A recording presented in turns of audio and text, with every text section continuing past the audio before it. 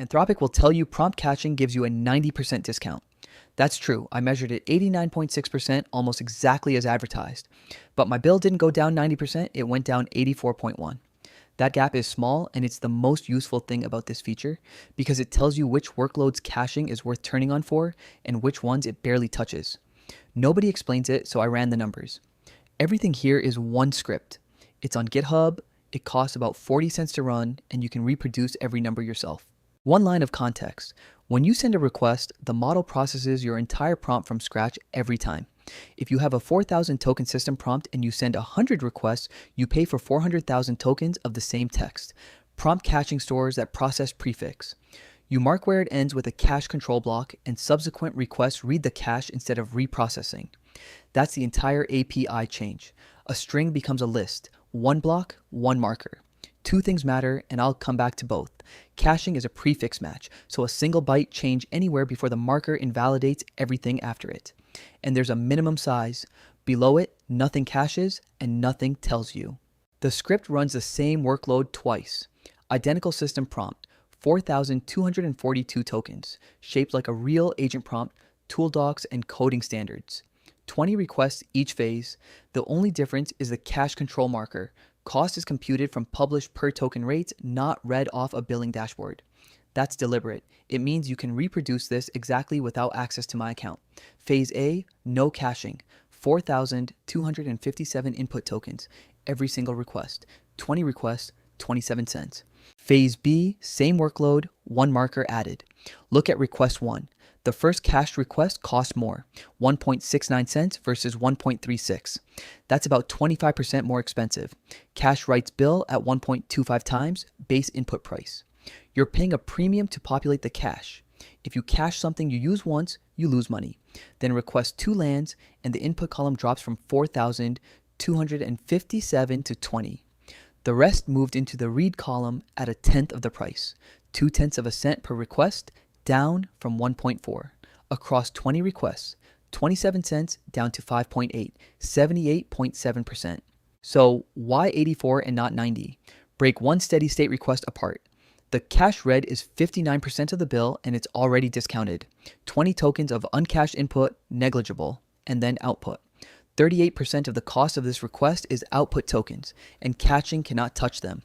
Output is generated fresh every time. There is no cache for text that doesn't exist yet. On input alone, 89.6%. The 90 is real. On the whole request, 84.1, because well over a third of what you were paying for was never cacheable. Here's the part that actually changes decisions. Your saving depends on your output to input ratio. A retrieval pipeline with a huge prompt and a short structured answer gets close to the full 90. A chat product with the same prompt writing 3 paragraph replies gets nowhere near it. The output share grows and the caching share shrinks. Same feature, same code, very different result. That's what to check before you decide caching is worth the complexity. One more variable, and it's the reason people quote wildly different numbers for this feature. At 2 requests, you save 30% because you're still amortizing that write premium. At 20, 79. It converges on 84.1 and never quite reaches it. How much does prompt caching save? It has no single answer. It's a function of reuse count and output ratio. Anyone quoting you one number isn't measuring. Rule of thumb, break even is 2 requests at the 5-minute cache lifetime. If you go for the 1-hour lifetime, the write costs double instead of 1.25, so you need 3. One thing I nearly got wrong, and I want to show you the working. Caching is usually sold as a latency win too. My first run, 5 requests, appeared to confirm it. Uncached, 2.21 seconds. Cached and warm, 2.08. That's a 6% speed up, and it's exactly what I was hoping to see. Which is the problem. Look at the spread on that first run. Standard deviations of 0.2 and 0.21 on a gap of 0.12. The difference between the two groups was smaller than the variation inside either one of them. So I ran 20. Uncached, 2.223 seconds. Standard deviation, 0.41.